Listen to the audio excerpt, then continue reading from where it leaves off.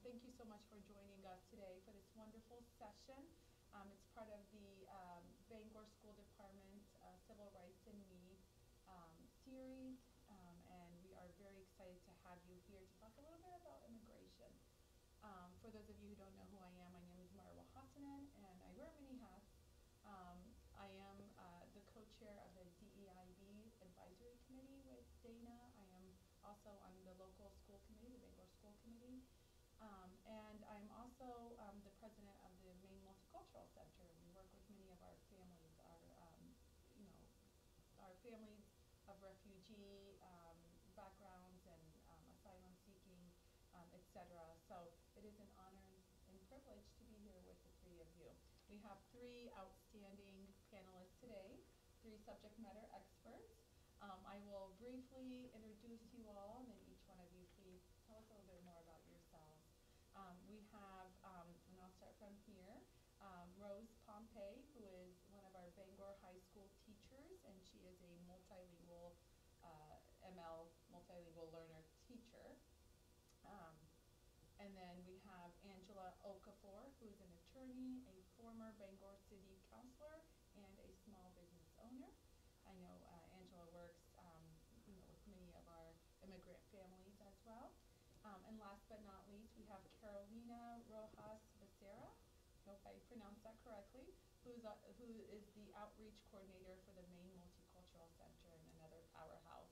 And we are grateful to the three of you for all the great work that you do for our communities and for all the families who we serve. And so, and just, I wanted each one of you to tell us a little bit more about who you are, what perspectives you bring to this conversation, especially around your professional backgrounds, your education, maybe your research experience. I know, Carolina, you have a lot of that. And also any personal interest in this topic. But before we go on, I just wanted to make a disclaimer that the goal of this event is not to suggest or even judge political opinions. I think it's important to note that and emphasize that, but rather to really engage our panelists in a conversation with the assumptions that we want to, really better our community. We want our schools and communities to be safe and welcoming spaces for all of our students and their families, and to really recognize that, especially today more than ever before, there are many complex dynamics and questions surrounding how to best support our international and immigrant families. And so maybe we could start with Rose, and then tell us a little bit more about yourself and the perspective that you bring to this conversation, this topic. All right, so my name is Rose Pompey, and I am the multilingual teacher at Bangor High School this year. So that means that I teach English language development classes for students who are learning English while simultaneously completing their high school credits. So they take regular high school classes with the rest of the high school, and then they also take one or two sections of English language development with me to help increase their language proficiency. This is my first year here at Bangor High. Before this, I was in Orono for a couple of years. Before that, I taught in both Virginia and Colorado. This is my 11th or 12th year of teaching, I'm not sure. I have a master's degree from Michigan State University in teaching and curriculum, and I did undergrad at the University of Northern Colorado to be a teacher. I've taught K through 12 ELD, mostly secondary, but a little bit of K through 12. And like I said, in Colorado, Virginia, and now Maine. And I've worked from the beginning with refugees and with immigrants, particularly when I started in college. I started working with the Somali refugee population in Greeley, Colorado, where I went to college. I feel very privileged to work with students who want to be here and want to learn English and come to school excited that they get to go to an American high school and they get to learn English, and I get to work with the best students. And I have to mention too that our students absolutely love Rose. I hear about her even from my daughter, who is not part of this group, the group of students, but she knows her peers absolutely love her. So Well, thank thank you. you. Thank you for being that safe person for our students. We have great students. We do. We do indeed. Thank you. Angela. Hi, good evening, everybody. My name is Angela Okafor. I am originally Nigerian, so I'm an immigrant, naturalized immigrant. I, up till recently, I have practiced immigration law. I have 3 kids that go to school in this Bangor School Department. I have lived here for over a decade, so this is where I call home. And I'm happy to be here. Yeah. And just a little bit on, your perspective on this topic and Like I said, I have practiced immigration law for a while until recently, and I'm also an immigrant. So I have some lived experiences, I have some practical and professional experiences too. excellent, thank you, and we'll dig deeper in a second. Carolina. Yeah, hi, I'm Carolina. My pronouns are she, her. I am the proud daughter of Mexican immigrants. My parents moved to the U.S. right before I was born. I was born in California, but lived most of my life in Chicago, and I moved to Maine about 2 years ago. I work currently part-time as an outreach coordinator at the Maine Multicultural Center, so supporting our immigrant families, and I also work full-time in infectious disease at the Maine Center for Disease Control as a program manager. I'm very passionate about health justice and social justice and immigrant rights, so I'm really glad that I get to do both in both of my roles. I think the perspective I bring is some of that lived experience right through my parents and like supporting them, and then also through the work I do now, the Maine Multicultural Center, working with a lot of our immigrant families. And we're lucky to have you at the Maine Multicultural Center, so thank you. And any one of you can take this, whoever feels most comfortable taking it first, but from your perspective, what do international, and this includes refugees, asylum seekers, work visas, etc., what do those families and their students most need when relocating to Bangor? What do you think are the most important things for those of us, to remember? I would say, from my own experience, community is very, very important. When I say community, community could be professional, it could be academic, it could be religious, because most of our ethnic communities are quite very religious. Whatever angle of religion is doesn't really matter, but so many of us are very rooted in religion. So community is always very important, which is why it's important that our city is very welcoming to people, because that community is what makes people feel at home and want to stay. And most of the times when international people come to a new place, of course we find ways to make it more at home, and most of the times we bring entrepreneurship, which adds and build the community itself too. So we see community primarily, and we also help build community. Another thing that I've noticed from my perspective as a teacher and working with families is interpretation and translation services.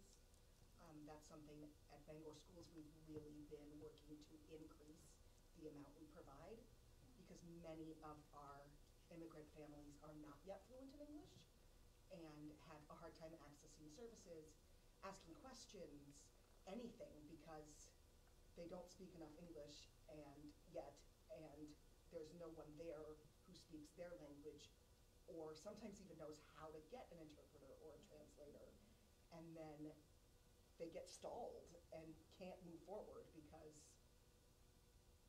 Google Translate can only do so much.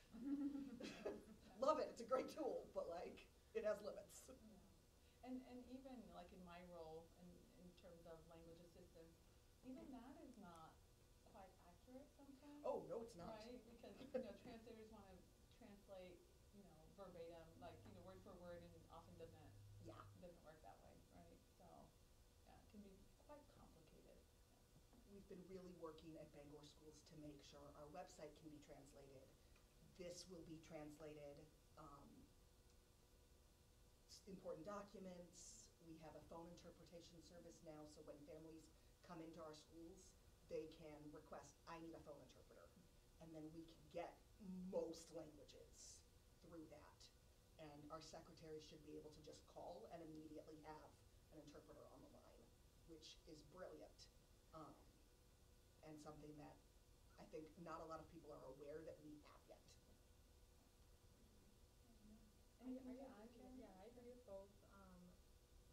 Besides, or like basic necessities, or like housing, Yes. like employment, things like that. I agree a lot with Angela. Community is really important. I think, especially coming into a place like Bangor, that's not super diverse, right? I think it's become more diverse since I've actually been here like 2 years, which is cool to see. But coming into a space that is predominantly white, English speaking, it's hard, and I think having that like community and like emotional support is really essential. Let me kind of piggyback off of that and ask you about like the cultural competency pieces too, or the lack thereof, right? Do you want to elaborate on that in terms of, for our families, our international families coming here, right? And it's a culture shock, right? Many of them go through severe culture shock, whether it's the weather here in Maine, right? I know some families don't have the proper, winter attire, right? Things of that nature, or even, the cultural pieces in terms of, interacting with one another. There are cultural barriers oftentimes, right? And it causes, certain conflicts, right? Certain problems. Does any of you, do any of you want to kind of touch on that a little bit? And then even from our perspective as Americans, right, in terms of how we welcome them, and the lack of maybe cultural competency from our side too. Yeah, definitely. I think when I first started as a volunteer at the Multicultural Center, I started working with one family.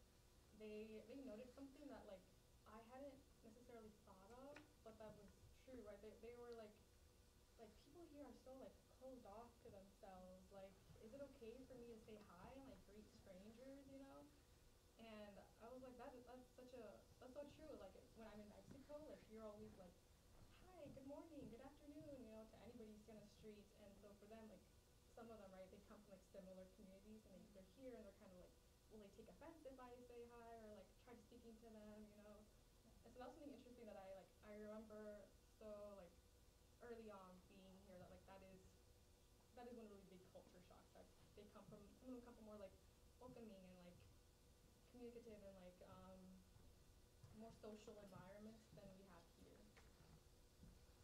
I will add to that. There are so many cultural differences. I mean, we've had instances that I've had to call you and like, hey, I did this. Is that in the American parlance? Is it disrespectful? Or, I was talking with somebody and I did my finger like this. I was like, what's the difference in case of that? Yeah, so, excuse me. There are so many mannerisms that could mean one thing in one culture and mean something completely different in the other culture, which is also where the interpretation comes in. It doesn't quite close that gap, but at least I think it's a stark reminder in the face that there are so many different meanings to it. One thing could mean so many different things. And just to add to what you said before I come back, there are in some languages, there are some words or expressions that don't quite have any English interpretation. So yeah, I appreciate that you recognize that part. But coming back to the cultural competency, for example, when we talk about schools, for example, children, like growing up myself in Nigeria, when as a child, when an adult is talking to you, don't talk back. You don't look at the adults in the That's face. what I was literally about to say. Because it's considered a sign of disrespect. If that child did something wrong and is being chastised, it's a sign of lack of remorse. So coming here and then seeing that, children are being told, oh, look in the face, look in the eye. If you don't look in the eyes or in the face, it means you're lying. It's like, considering those things, that it doesn't quite mean lying. Some of them mean respect. Some of them mean showing remorse. Some of them mean so many other different things. So being open to those things, learning or trying to understand sometimes the children or asking why, I think that helps a lot, and engaging people who have those expertise, whether by lived experience or by education or by association, whatever means that is available is always very important. When it also comes to community and families, excuse me, also acknowledging that, there are times, there are questions that, for example, as a woman, you're not expected to, even at my age, I'm still learning how to talk about myself, because you're not supposed to talk about yourself. You're supposed to be humble. You're supposed to this. You're supposed to that.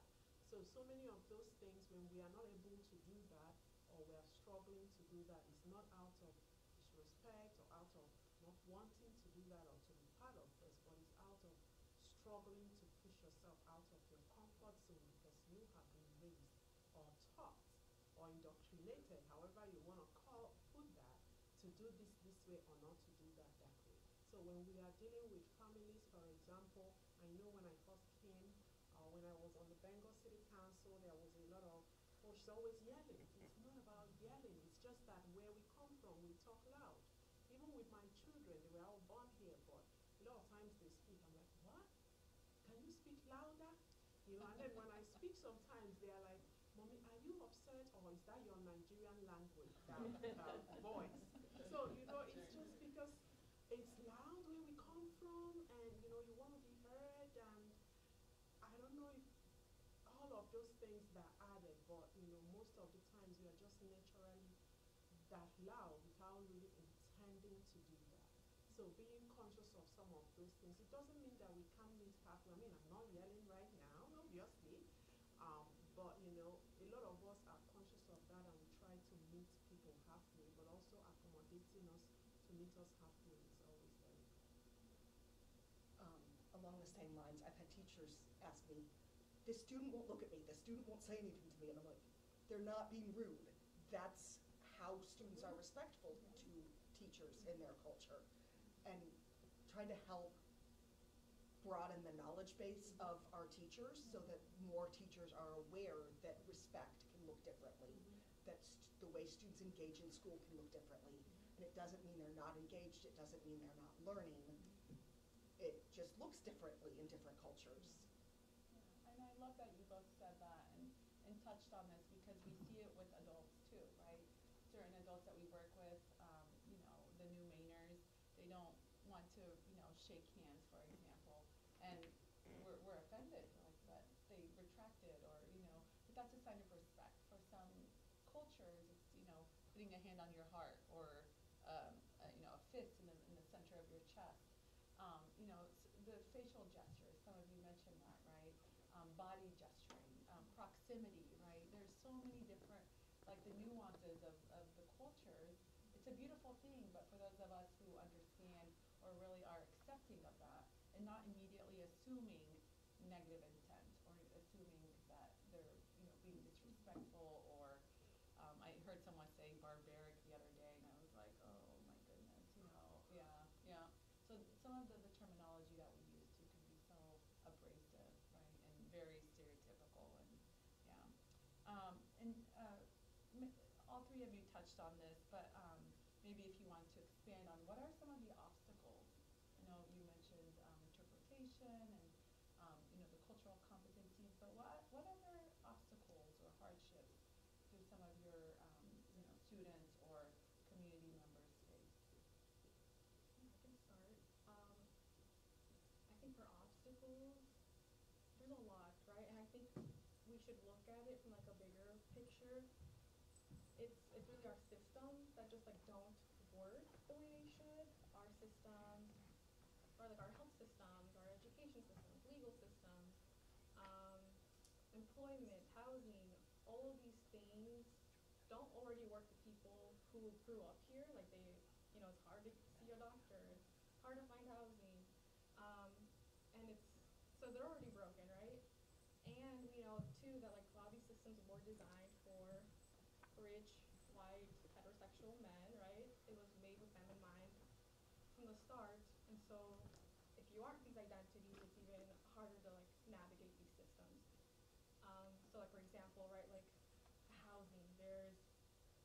affordable housing, like rent prices just keep increasing. For a lot of our families that we work with at the multicultural center, right, language, it's hard to like even call up a landlord, it's hard to like apply because it's in English. Landlords also require things like credit history and like local references, and a lot of families just don't have that. So again, like these little things that like make it harder for them to access things like that. I could talk more about like each different kind of system, Yes. but like we'd be here all day. But yeah, little things like that. It's really our systems I think that just aren't designed to accommodate different different people. I agree. And they're difficult for us as native speakers of English, like Yeah. you said, Carolina, let alone someone who is, new to the culture, to the country, to the language. Thank you. A quick add-on to that, because of all of those factors, a lot of our families are very mobile and they end up moving many times.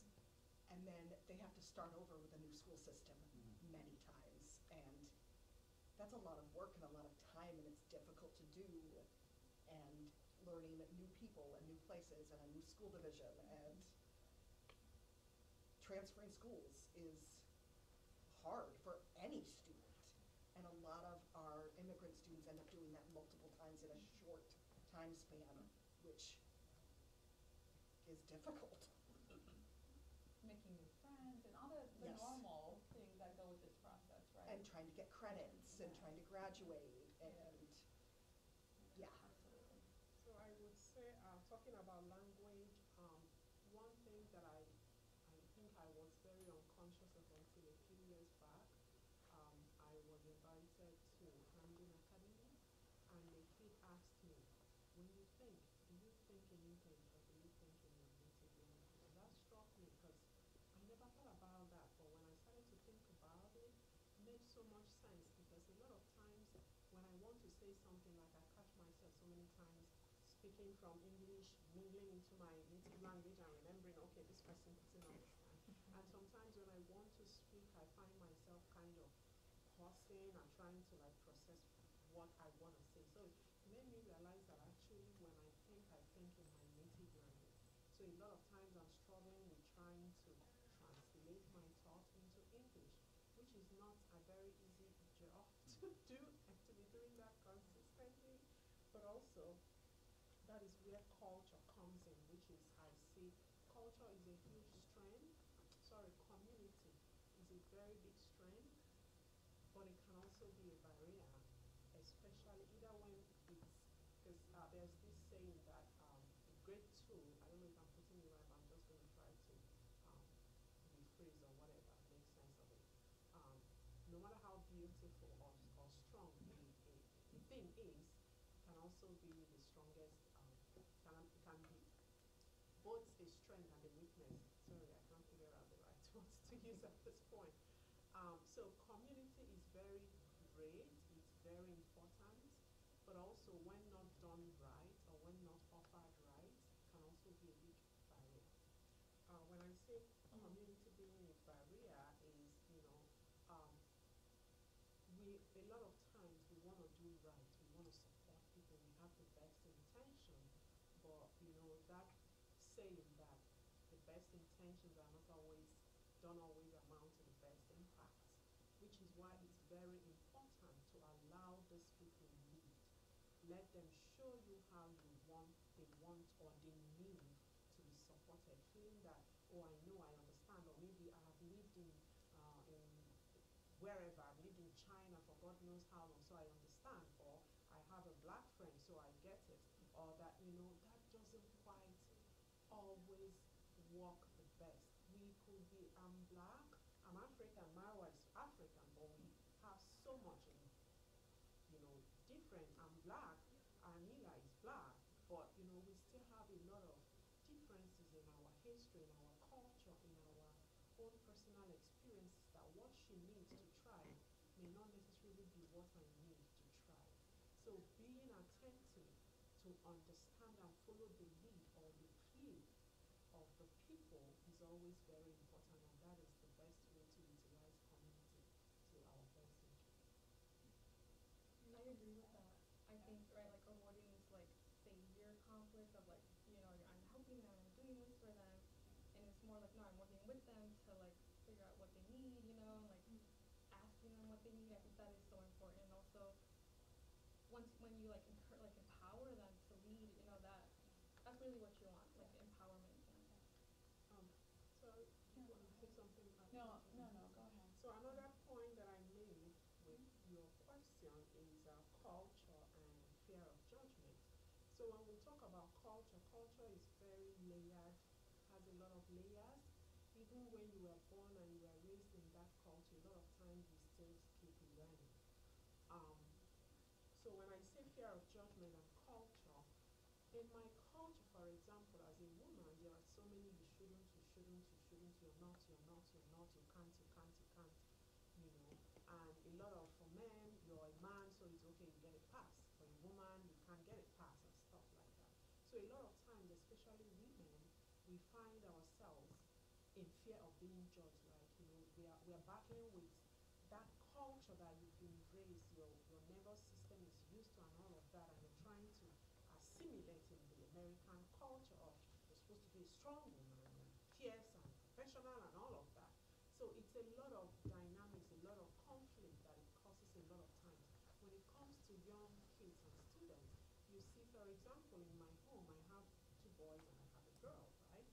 And, you know, sometimes I live with my mom too. My mom sometimes will tell my daughter, like, oh, you know, you're a girl. And I'll be like, can we not, you know, because, you know, there are so many things that I respect my culture, I love my culture, but, you know, there are so many things that causes a lot of conflict that could also be a barrier to children, to even adults. And it still boils back to community understanding and letting those people lead. Because when you understand this is where this person's behavior is coming from, or reaction or response is coming from, it opens a big door for conversation and for you to learn and for the other person to learn and for both of you to be able to find a middle ground. Excellent, thank you. And to expand a little bit on something each of you kind of touched on, but what would you like educators to know about international students? And this is especially for Rose and for Angela and Carolina, for community members to know about their fellow neighbors and community members. Um, so when it comes to international people, families, students, individuals, neighbors, colleagues, um, I think a lot of times we all get flattened into one stereotype, or convenient stereotypes. I think the basic thing is to understand, or always have it at the back of our minds, that all international people are not the same. We have so many different layers.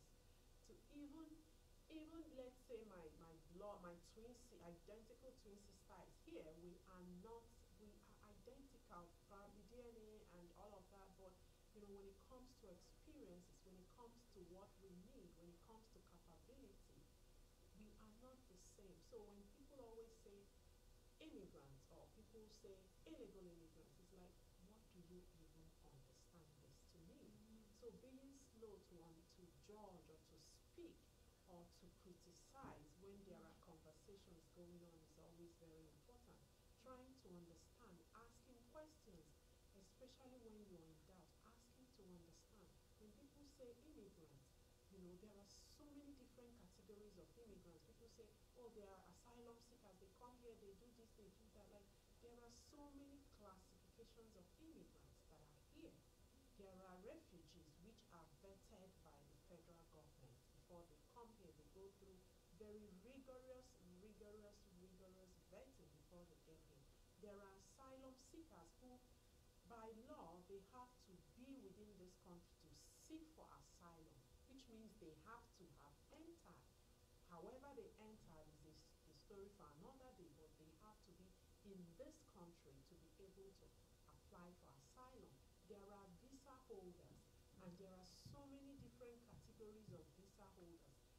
An international student has a visa, the class of that visa is different from someone else. When I came through H4. H4 is the spouse of a professionally skilled visa holder. And while my spouse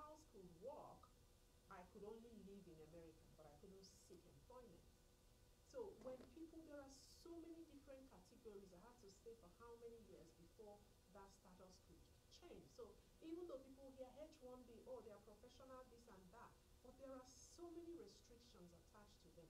Asylum seekers, even after you file for asylum, you cannot work or seek employment until after a certain time. That is a lot of restriction. Why have people coming here without, then you can't work, just live here and live on what? You know, and even as students, yes, there are restrictions, there are rules they have to follow. And everybody is not under the same category or the same requirement. And when people say, oh, why didn't they file in line? There are so many people that have been on the line for God knows how long.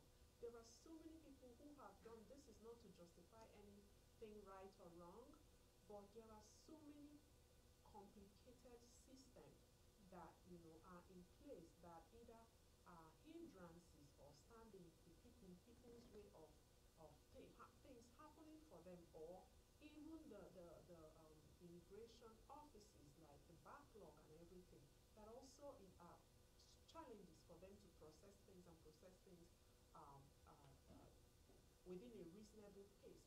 So knowing that everybody's story, even though everybody may look the same, but everybody's story and journey and experiences and needs are not always the same.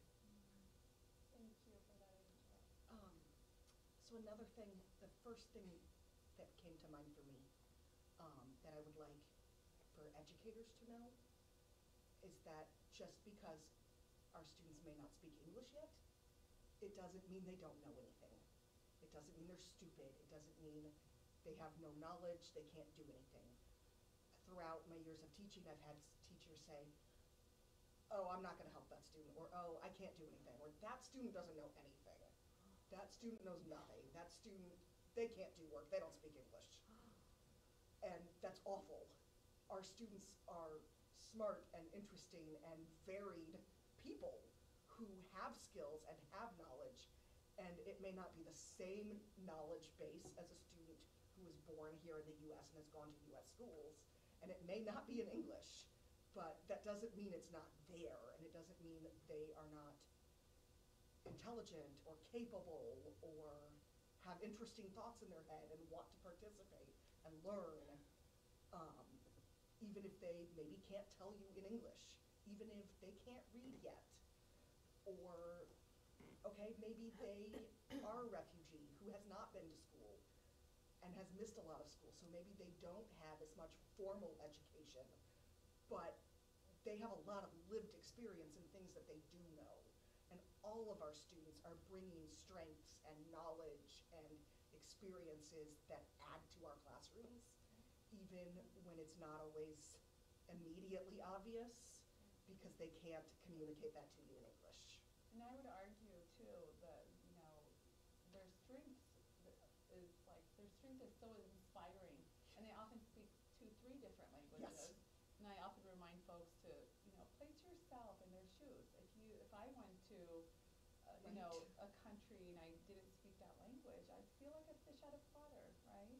And it'd be so extremely difficult, although I'm still competent, I'm still interesting and, me, Yeah. right? So not belittling our students and especially our students who are taking on so much and still dealing with things that our, our regular students do, right? Our American students do, on top of the cultural and the linguistic barriers. My high school students are dealing with all the normal things high school students are dealing with. Absolutely. Promise Saturday. Enough said. That's a big deal right now. Yes. That's very foreign. And some of them are Yeah. dealing with massive trauma, and some of them are dealing with circumstances that would break your heart. And also Promise Saturday. Absolutely. I think I'd like to add to Yeah. that.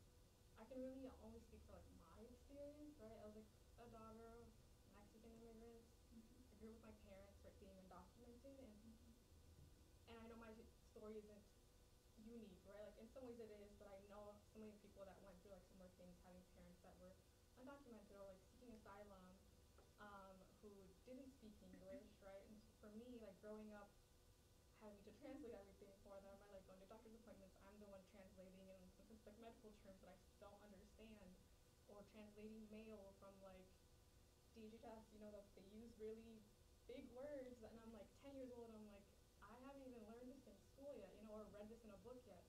And so like trying to figure those things out, and it's stressful, and then it's stressful for my parents, like I'm sure they're like, I wish I could read it, so I don't have to ask my daughter to do it.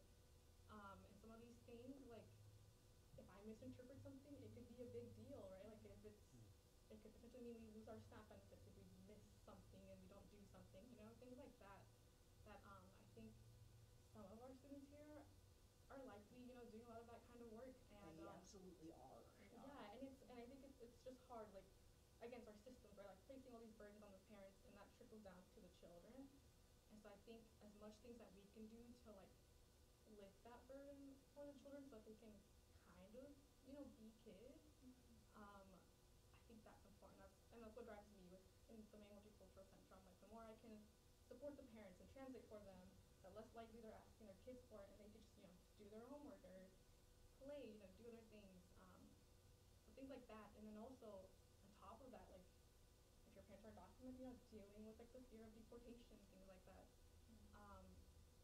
Especially now under this presidency, like it's hard. And when he was first elected, I was 18, and I remember my mom being like, we have to make you your siblings like guardian, in case something happens. And so like a lot of these kids are dealing with that kind of, not all of them, right? Like more so people who are like with parents that don't speak English, parents that aren't documented, in certain circumstances. So yeah, they're dealing with a lot of like stressful situations, and coming to school, like trying to focus on like taking tests and learning, like that's a lot. Because the fear is the same, right? And the uncertainty is the same. So, and I'm a daughter of immigrants, and my parents immigrated from Egypt, and it was the same thing. I was just like you, translating for them. Even at parent-teacher conferences, I would translate, would maybe make up certain things. That Mar was an extra special student. And that would be a request I would have for community. Yeah. As often as you can, please provide some forms of translation and interpretation so that doesn't fall on children. Yes. Because that is a huge burden and weight on them that I see every day. Yeah. And we have volunteers here from the Maine Multicultural Center, and they really kind of alleviate the burden that you're talking about. The more that we can help the families, the parents, we take that burden off of the students to where they can be normal children and enjoy the learning and being in schools and so forth. I'm happy to, okay, we'll circle to questions definitely here in a bit. But I want to kind of shift gears a little bit to a question that I got from the audience here. And you touched on a little bit of what we want our community members to know and our educators to know about our international students.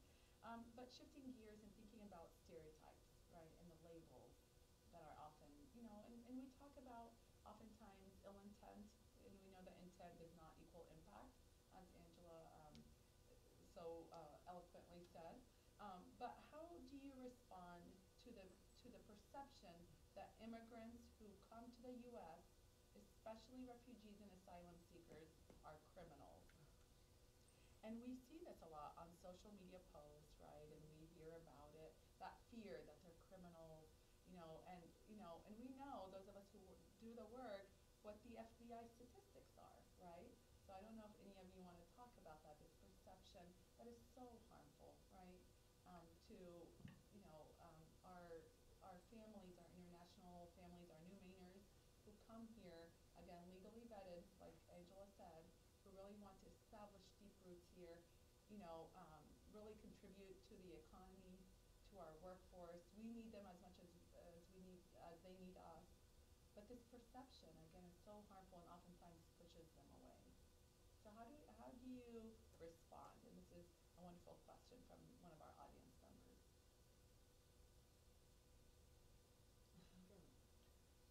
So just like race conversations around race, around sexual orientation, around religion, around even things as simple as what kids want to eat. There is this saying in my language, I'm going to try to translate it that, all right, I'm thinking in my native language. um, okay, it's like saying that the fact that um, people die during war still doesn't stop people from going to war, right? Um, so the fact that it is what it is. People are going to believe whatever they want to believe. People are going to say whatever they want to say. But that is where community still comes in. I keep hammering on community because I know that alone can change or unchange anything you want. This is Bangor. You choose as an individual, I'm going to do the right thing. I'm going to speak up, or I have a privilege. I'm going to stand on my privilege and speak up whenever there is an opportunity and need for me to stand up and speak up. And then the next person besides you decides that they are going to stand and speak up too when they can use their privilege. And the next person and the next person, that is how it works. But if we keep saying, it doesn't bother me, because that's, I feel, how a lot of things keep going and happening and being sustained, because it doesn't bother me personally. It's happening to other people. I don't know that person, so I don't care. That person is not my neighbor, so I don't care. It's not my kids' children, so I don't care.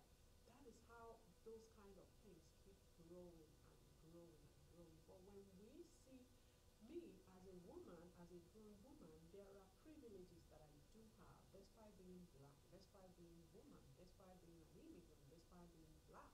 I still have some privileges. When I'm able to, excuse me, use my own privilege when there is need for that, and then you use your own privilege when there is need for that. I mean, the noise gets quieted, but it's not using our privileges when the opportunity comes is what gives way for the noise to be louder and louder. We cannot change what people, and there is this saying too in my culture that you don't you don't cry over spilt milk, right? Because it's spilt. You don't fight over what you don't have control over. Instead, you look inwardly. What can I do? How can I contribute? How can I make this better? That is still community. That is still our strength, our collective strength. So I'm sorry I'm really not pouring into that stereotype, because there's really not much to say about it other than people have their mouths, people have their opinions, people have their own ideologies. They can either choose to open their hearts and learn, or they can choose to stay as they are. But it's all up to us to decide how we want our community to be and act accordingly. I think adding on to that, it is hard. Like sometimes, like if when it comes to like any kind of like discriminatory remarks being made, like often I want to like be like, hey, like you're wrong, like what you're saying this, but then I start feeling like drained, because I'm like, no matter what I say, I'm not changing their mind. And so I think the important thing too is to realize that like when you speak up or say something, you're not so much doing it to change their mind. You're kind of doing it for the people who are being targeted, to show them that not everybody's ignorant, that there are people that stand with them. And I think that's the powerful thing about it. I love that. I love that. Adding to that, particularly in my role as a teacher, um, sometimes I do have to remind other staff of certain things. For example, that we are obligated to serve every student, regardless of where they come from or how they got here. That is irrelevant. Part of our job is to provide education to every student who walks through our doors. And no, trying to change their minds doesn't typically work. But I will try to remind people of things like different people come here through different ways, some of which are legal, some of which may not be. But also humans create laws, and we've decided what is legal and what is not. And immigration offenses are civil, not criminal. Um, and then the other thing that I tend to remind our educators is that the 10-year-old in your classroom didn't make this decision. The 10-year-old in your classroom was moved here by their parents. They are now here in our school, and we have the duty to give them an education. And I love that. That's so powerfully said by all three of you. And I just, I think Carolina, you reminded me that sometimes, you can try to change hearts all you want, right? But it's oftentimes, it doesn't work, right? But I do love to shove statistics out there because, for those who rely on facts and statistics, that they're there. Anyone can look them up. Which this is very untrue. And that I all. will say, I have had teachers have changed their mind about things after they've had their first ML student in their classroom, after they've had a few ML students in their classroom. I've had teachers go, you know what? Maybe I was wrong about some of this. And that is really, really amazing to see. It doesn't happen as often as I would like, but it has happened, and I hold on to that. And I hope to see it happen again and again, and I'm going to keep fighting for it, even if I know the chances are not high, because there is a chance. I have seen it happen.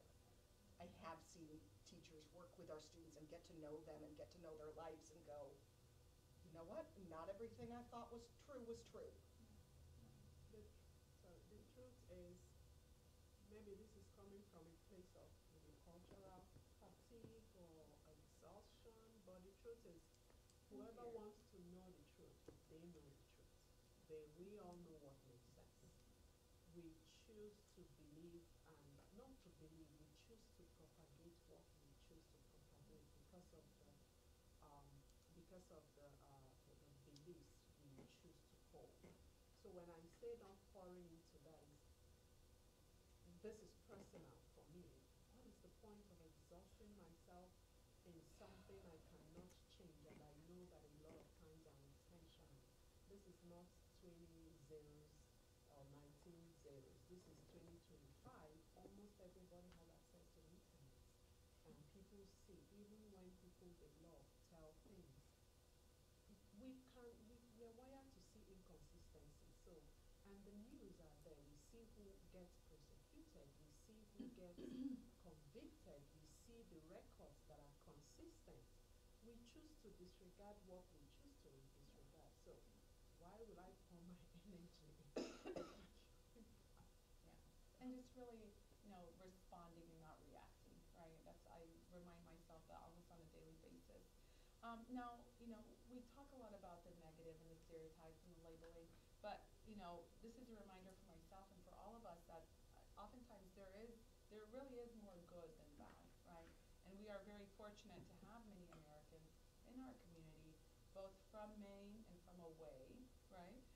Who are very committed to supporting our immigrants as they settle into life in Bangor. We have so many beautiful souls who have, and we've seen at the Maine Multicultural Center, who come and say, what can I do to help? And we saw this especially last year when we had an influx of refugees and, asylees and so forth. And so, in your opinions, what is the most helpful thing, or maybe most helpful and least helpful that people can do to really help our new Mainers feel, and students and community and their families feel welcome and feel valued and appreciated? One of the first things I've seen, and this is a shout out to the Maine Multicultural Center, you guys have volunteers who will sit with families and help them do employment applications or school applications and get a driver's license and an apartment and all of those types of things that as a teacher, I want to do all those things for all my families, and I can't. I have 30 students I work with, and I've got to get them some English. And there's just not enough time in the day to help every family with every single thing like that. And those volunteers have made a huge difference for my families. And honestly, the families who are working with that center and with volunteers are often doing better. And that's been a really cool thing to see. So I'm very grateful for that in the community. It's making a difference.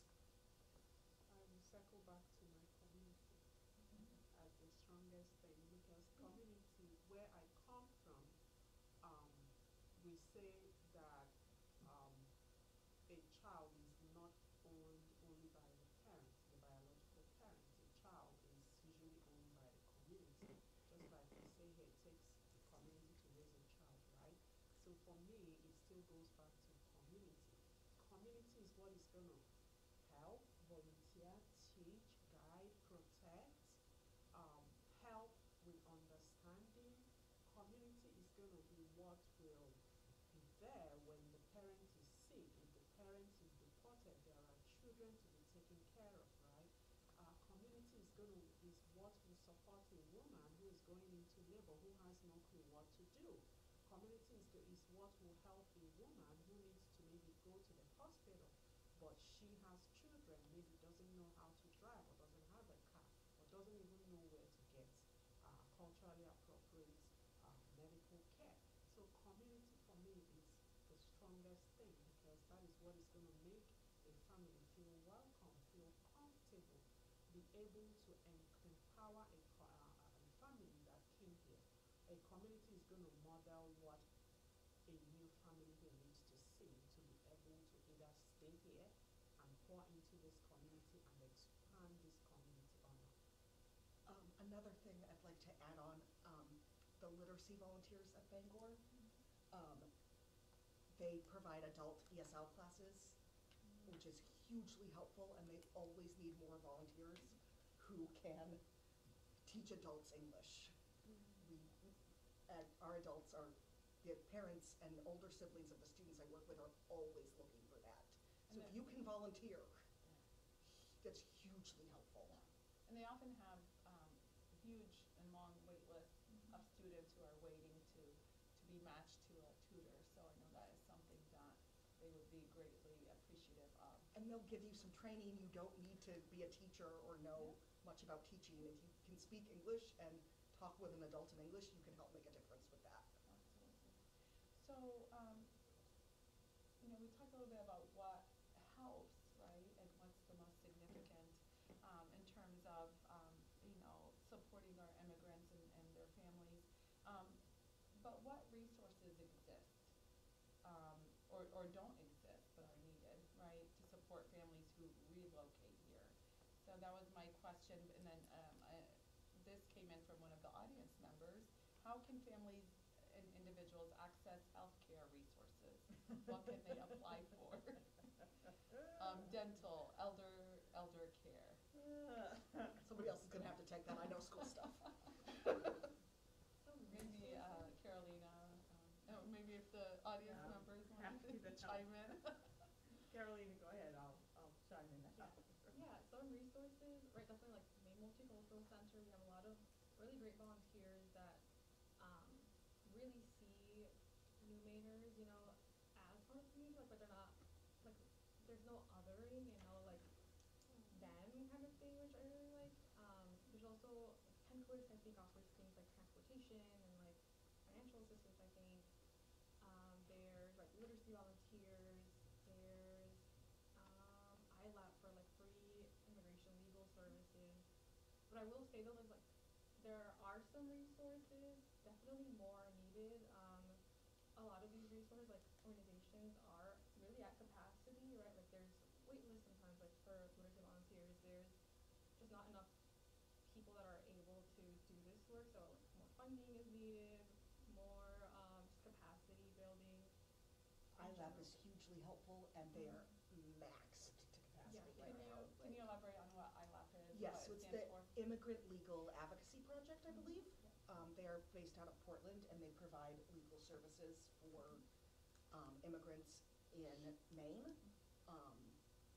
usually free attorneys for help with immigration cases, but they are flooded right now. They are absolutely maxed to capacity.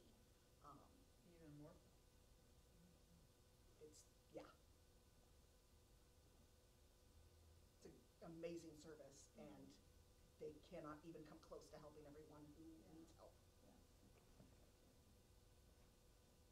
Do you want to expand kind of It's very difficult. position, and so she can speak to this question on how can families and individuals access healthcare resources? It's very difficult. It's difficult for Americans to access medical care these days. We are don't have the providers. Clinics are closing right, left, and center. It's only going to get worse when they do the Medicaid and Maine care cuts.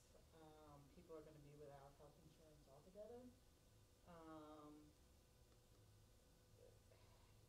There's months of a wait list for to become a primary care patient at the offices, both all the hospitals, all the PCHC, urgent care centers, I guess, but that's not ideal, and they're costly. And the urgent care center at Northern Light Health is having such staffing problems that they're closed several days over the next couple of months. So it's hard. It's a struggle. It's a struggle for all of us, I think, Yeah, right? I am disabled. I have a number of health issues, and as someone with some privilege to have health insurance and a job and speak English and have been born in the U.S., finding care has been a struggle. I really find with the I can't imagine trying to do it, not be fluent in English and not. with the new immigrants, it's really important for them. I believe it's for anybody actually to have an advocate with you at appointments, and to advocate for translation, and also to make sure after the appointment that they follow through, that they actually understand, because a lot of times they say yes, yes, yes, and then they go home and they don't really understand what meds they're supposed to take, and so on and so forth. So follow up and support after the fact is really important, and to help them actually get to the follow-up appointments, to go back, because they often culturally don't see the need for the follow-up appointment. They think, oh, I'm feeling better, and so things can get lost.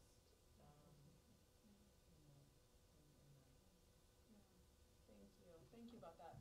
And I love talking about health literacy and really helping patients, especially those who are not proficient in English, really understand and have autonomy over their own health concerns and so forth. But many of them leave the doctors, even if they're able to get an appointment, they leave not understanding, what their provider just said, right? And so they're not able to adhere to a treatment plan as a result. So this is something that's really important for us to remember and help with as well.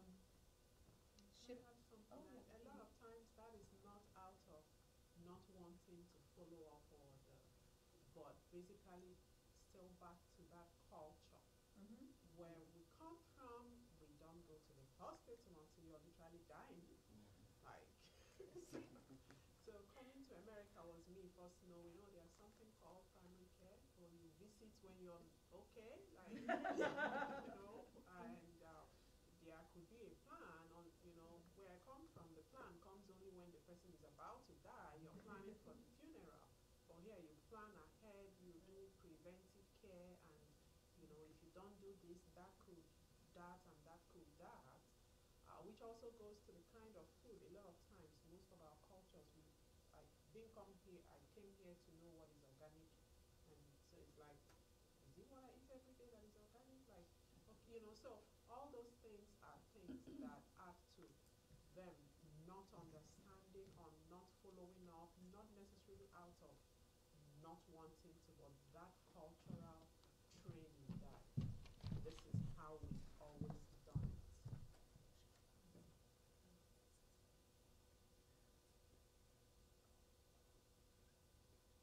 I also think in terms of like getting to follow-up care and other things, transportation and cost and time and childcare, and yes, I want to go, and I have, through the high school, we help our students get eye appointments, at a local eye clinic. Very hard. It's very hard to do, but we do have a way to do it. But it gets tricky, because like, I have a family who wanted to bring her kids in, but she couldn't bring one kid in because she had 5 other kids at home that she didn't have someone to watch. So those are all things that people want care, they want to do the things, and it's not always possible. And that's true for people who are not immigrants. That's true for my sister, who needs to get into a primary care, but who's gonna watch her 2 little kids? If I'm at work and my brother-in-law's at work, and, you know. So shifting gears maybe to something a little more pleasant. Again, oftentimes we talk about, the negative or but if I think this is going to be for you, Rose. What can students expect from the public education system in Maine? And what can caregivers request, and how can they navigate those challenges? Because there are so many rights, Yes. right? Yes. So the number one thing that I would want immigrant families to know, and if there's like one phrase that they could learn in English before they talk to a school, would be, I need an interpreter. If they can come in and say that, we can get you an interpreter. And then we can make a lot more progress once we have an interpreter. So, and they have the legal right to an interpreter for any conversation, for any and all documents. And they cannot be denied or turned away because they need interpretation. And not everyone knows that, and they'll go into a school and not be able to communicate because they don't speak English yet, and be told, oh, we don't have anybody who can speak your language. Come back later.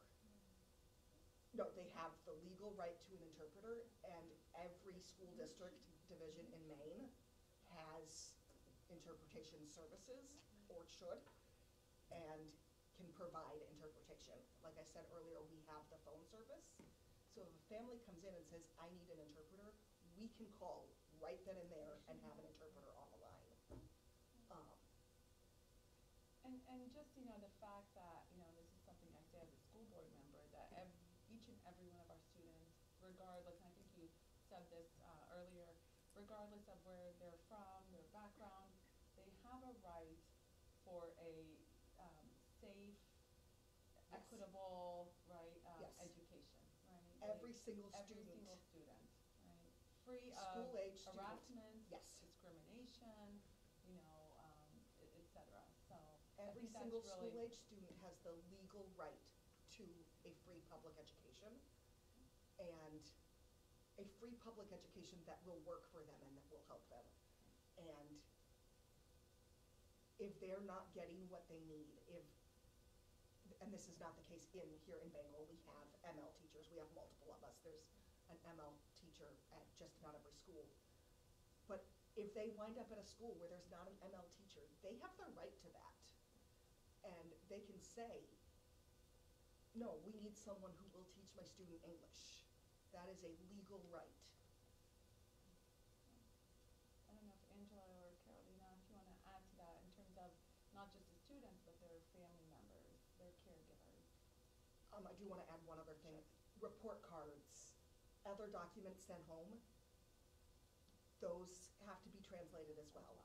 A lot of times families get a report card and it's only sent to them in English and they have no idea what it says. No, they can and should request a translated version. Ideally, they should get a translated version without having to request it.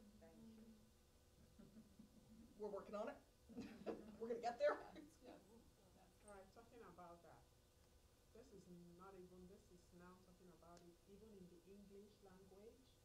For people like us that understand that, it's complicated enough that even up till now, I do not understand how to do that. It's always, at every meeting, I'm always asking which row is which one, That's are valid. we following the Google Classroom or are we following the other?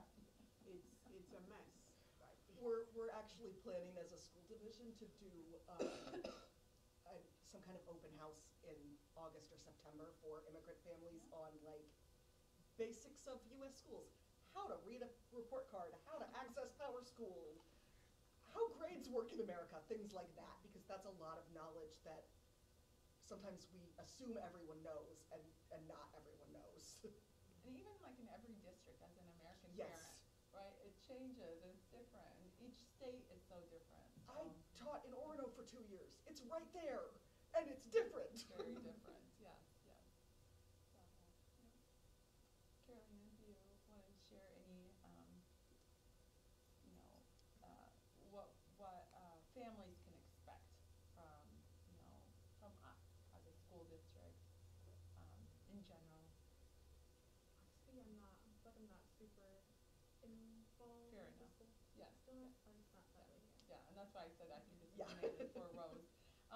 But then, you know, can any of you share examples of how the arrival of diverse nationalities, immigrants, you know, our new Mainers have made our community better? Maybe you have specific examples? I have a or- specific example. Yes, I have and a then- very specific Yeah, example. in terms of accessibility, community events, new businesses, diverse ideas, you know, the beauty of having this tapestry of the nationalities, the languages, the food. Are you answering or are you asking? We have a Part of new the restaurant. question. We have a Yeah. new restaurant, Shamey, in Maine. It's through Korean Dad, and it is brilliant. And some of my students work there, and the food is so good. And I hadn't had good Middle Eastern food for a while before they opened, and it makes me so happy. I highly recommend it. Go to Shamey. They're open They're Fridays amazing. and Saturdays Yeah, in BZ. it's so good, so good, yeah. I will probably be there tomorrow. So definitely the food. Yes, 100%. 100%. No, for sure. I think I'm from Chicago, right? So like there's so many different kinds of people, so many little communities. So yeah, that was definitely one thing. Like food. When I moved here, I'm like, oh my, like I can't just like drive 20 minutes and get like this and that and then this. You know, that was hard. So It's it's still nice to hard. see more like pop up. At least like that farmers market. Sometimes they'll have like stands too, which is cool. But I think also a lot of the Angelson thing, like community here, I'm seeing there be more diversity. And like for me, when I moved to Maine, being from Chicago, like I love my community. I love like organizing and like being part of events, you know, stuff like that. When I came here, I was kind of like, am I gonna find that here? And I went to one of the farmers markets, and I found a family from Colombia. And I started talking with them, right? They're like, oh, you speak Spanish? And I'm like, yeah. You know, we started speaking Spanish, and then they were like, oh, like you should join our WhatsApp group. You should, like, we're gonna have an event in a couple of weeks. Like, you should come, you know. And that has made me feel welcome, and you know, like, and that has been really cool to see. And then seeing their WhatsApp messages, how they're like helping one another, especially the new people that come too. Like sometimes people come in, they're like, does anybody know there's a job opening up, or like this, or I need access to this. Oh yeah, go to that organization. You know, like that kind of organizing and like networking, it has been really cool Yeah. seeing and be part of. I agree. And not to put Angela on the spot, but she often does that where she you know, really gathers, you know, Africans together, right? And it's, you know, she puts on these beautiful shows, you know, of cultural attire and the food and these wonderful ideas. And I think it really does, you know, build community, and it really helps the community at large really, you know, participate and partake in all the beauty of those cultures. I agree. And I think, sorry. No, I was think gonna that say, Angela, I'm sure you have an example. I was saying I think, but I know that with a lot of diversity coming, I'm very vain too, so I like I like to dress well. I like to see people dress well. So one of the things I've noticed when I first came to Maine, you know, you go to drop off kids in school and you see people in their pajamas and you know. But these days you see people at least putting in an effort. You know, you see people. So a lot of times I come out, I don't feel like I fell from the moon. So that part. But also I know that, like she said, one of the things that a lot of immigrants bring is, you know, we come with a lot of hunger because we've experienced starvation, we've experienced so much hardship and struggles. So when we come here with a lot of hunger to succeed. So So a lot of times we come here, we bring ideas that turn and bloom into businesses, that bloom into so much, that have added and grown this community a lot. So it's not just the fashion, it's, the difference in colors, the creativity, the art, the celebrations, the events, the tourism, the things that bring people down here too, not just the lobsters these days, but there is a lot more that bring people to our community. The education too. So we come here with a lot, and that was why I said that one of the most important things for me is community, because the community here gives to us, and then we in turn pour back into the community. Yeah, and I have to put a plug in for the University of Maine, because I know each year that we have the cultural fest, and that is beautiful. So we appreciate the University of Maine for showcasing, right? There, how many countries, like 60 plus countries showcase, fashion shows, food, for people to taste. So it's a beautiful, beautiful event that is always a big, big hit, and I think it's something that is special about our community, that it showcases, again, all the beautiful people here, that make up our, not just our university, but our community at large. So we have about 15 minutes remaining, and I want to see if any of the audience members have specific questions. I received a couple, but if you want me to read it out, or if you want to speak out, any specific questions? Yes, please. And of course, like, I either have to repeat it, Okay. or unless you want to come up here. I just wonder, we talked about a lot of the challenges that the kids are facing day in and day out, especially in light of our political climate. So, what supports are there on a daily basis to recognize, like, hey, this child is struggling, and, someone that's, like, keying in and paying attention and providing those, like, real-time supports for those kids. Okay. So the question is, in light of the political environment right now, what key supports are there for, especially for our students who are... Or even just kids who might not be assimilating socially, right? And maybe it's not a language issue, maybe it's just, like we said, all the other things that you're going through being a teenager. Yeah. Just somebody that's kind of noticing, and how are they following up with those kids and those families?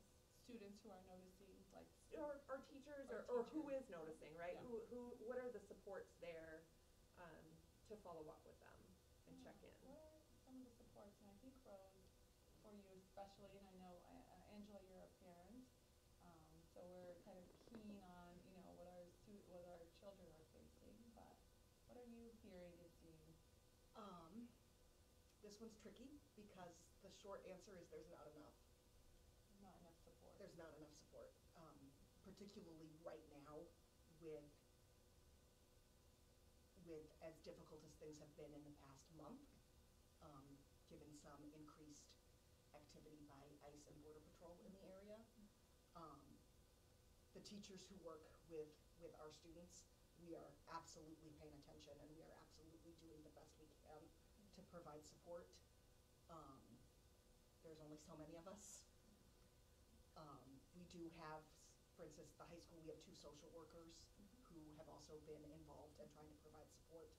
But again, we have 2 social workers for over 1,000 students, or roughly, I don't know how many students we have. I should know that. I don't. I think it's roughly 1,000. That's about right. It's a lot. Our guidance counselors are trying to provide support.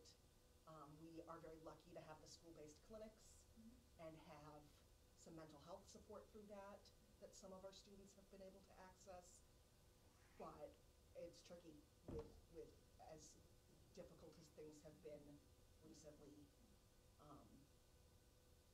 I wish there was more we could do. And I will add, though, that I believe all teachers, all staff, faculty, have been given training of a sort, right, on, knowing your students' rights, right? If someone were to come into the school, for example, ICE. Yes, yes. Yeah. We do have plans in place. Plans in and place, yes, yeah. yes. And everybody, that has been cascaded throughout Yes. the entire school district. really protect the privacy. There are FERPA laws that we have to Yes. protect, to really protect the confidentiality of our students. Yes, because our goal is our students have the right to public education, Yep. and we act as in loco parentis when our students are there, which means that we serve as a guardian for them, and part of our job is to keep them safe and to let them get an education. So we do absolutely have plans in place to protect them while they're inside our school buildings. So I would add. Doesn't alleviate their stress and anxiety necessarily. Yes. But it is better than not having a plan in place. I agree. Is this, I just noticed the pen, could you speak about the mentoring program and how that could be used to support? I really can't know. Okay, that's okay, I I don't will know much email about this it. person.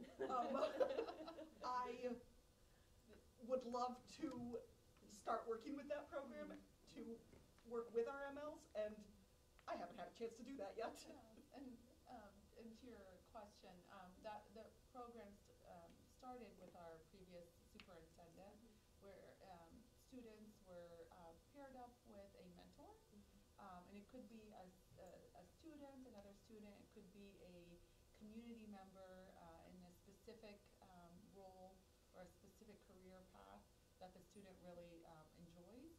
And so that was highly successful, and that is still going on until today. And if anyone is interested in the community at large, then that is something that you should speak to our superintendent about. And it's something that, and Ray, I wish Ray was here.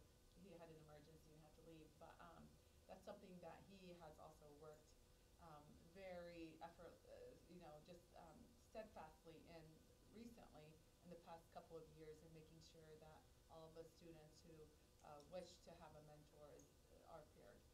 And for this is my first year at Bangor High, and so I don't have any of my MLs currently connected to that program, but that is on my goal list for next year. Yes, thank you.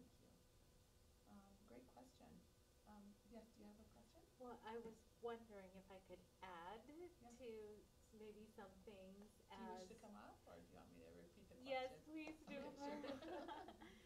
I think sometimes, we see students who are, vulnerable as people that we constantly have to save, right? Or support or cater to. But even empowering people, community, our neighbors, to be like, hey, tell me how to say hello in your language. It's such a great way that we can model empathy. We can model, like, okay, now every time I see you, I'll say hello. But just so that we can also model the learning process. But even in the midst of all of this political, right, like maybe even having a map or a couple of flags that just show that they can belong in that space. But even something as, with anti-trans bills that are very prevalent as part of the political, right? So even having a small pride flag, I don't know if that's allowed. I'm just saying. But even like introducing yourself with your pronouns sometimes is like, wait, you get it? You said that? Yeah. That means it allows me to be like, oh, this gives me an opening to communicate something maybe that we don't talk about, or maybe I can't talk about in the house. But just allowing me to be part of like meeting them as much as we're trying them to meet us is me like just connecting. You're like, I learned this. Sometimes it's a fail in my experience, but they appreciate us putting ourselves out there. Absolutely.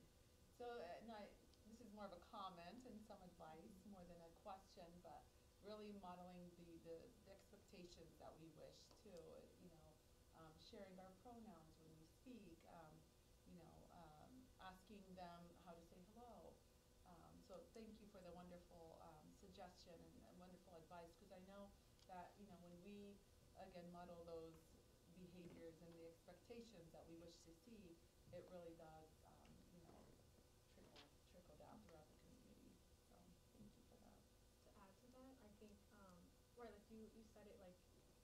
often these families have to like accommodate to our community and like, conform and assimilate, and that's a lot when we could be doing things too, right?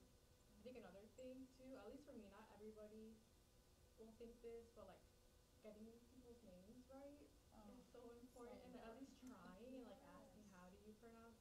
Some people will be like, no, I'd rather not hear you butcher my name, but for me at least, like, I remember being very young and like at a new school, and I said I'm Carolina, and the teacher was like, yeah, I can't pronounce that. You're Carolina now, like, and for like the next 10 years, that's how I started pronounce my name, Carolina, and it was weird, and like then I realized like why am I, making it easier for others? Like they should be meeting me at least halfway, and stuff like that. Like, then you get into this whole thing of like different identities, like my American identity versus like my Mexican identity. So like things like that. And I love that, and that's something that when Angela and I did some of the cultural competency trainings here at the school district, we did that a couple of years ago, but we talked about that, names. Names are so important to our students' identities, right? And so we don't want our names butchered. And so the first thing that I did when I came up, I asked Carolina, how do you pronounce your name? Because I wanted to make sure that I didn't butcher it, right? And so for teachers to write it down phonetically the way they hear it, so that way they're giving their students the dignity and respect that they deserve, and meeting them where they're at too. It's so important. Like you said, we expect them to assimilate and accommodate, but we're not willing to do that. So going with what one of our audience members stated, right? Modeling that, asking them how to say hello in their language, asking them how to pronounce their names, and being able to correctly pronounce their names. So And important. asking students what they want to use, what they want to be called. Some of them really want to use their name and they want it pronounced the correct way. There are others who really prefer to try to blend in and pick an American name for a little while, and I think it's important to be respectful of what they need in that moment, and also know it may change, and that's okay too. Yes, yes, as long as they don't feel pressured. Yes. Right, because As some long of as them feel it's pressured what into they it. need Exactly. at the moment. Absolutely, I love that.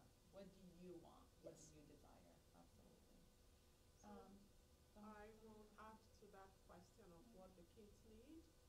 When we say kids, kids need supporting their families too. And what that could look like is knowing your neighbor. Um, how many kids do your neighbor have? You don't even know. You don't need to know their immigration status. Basically, they weren't born here. They need help. You can afford help. You afford help without asking questions, really. If you get to know them for whatever reason, you know their immigration status, which could be whatever.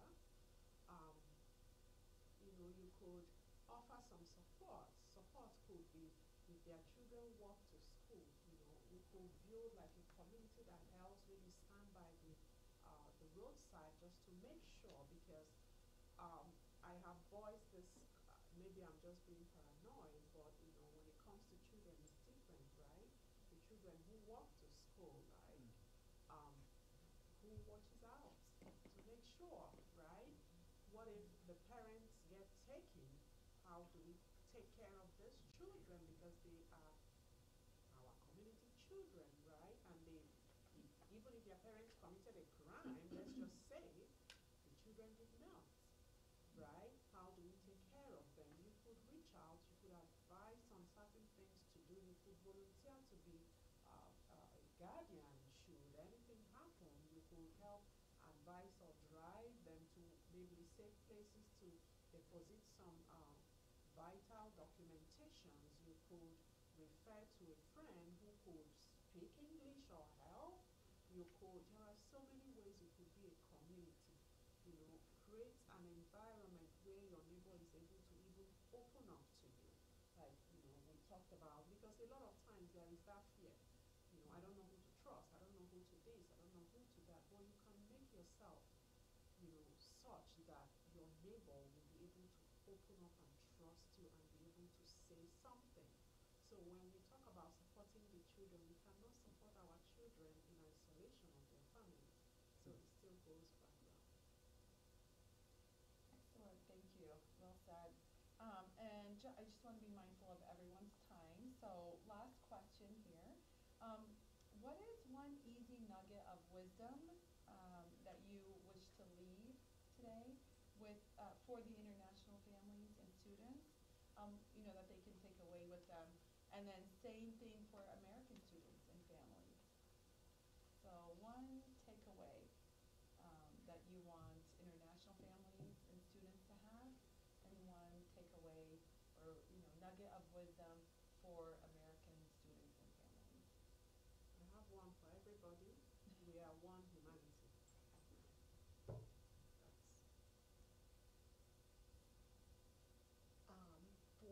For our immigrant families, I will go back to you have the right to translation and interpretation.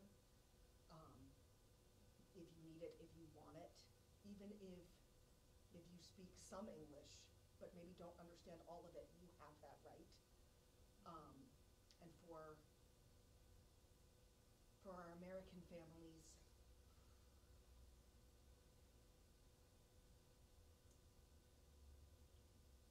I would encourage you to be open and get to know people, because we've got some really wonderful people in our community, and they have a lot of knowledge and experience and interesting stories and food, and get to know new people. Thank you.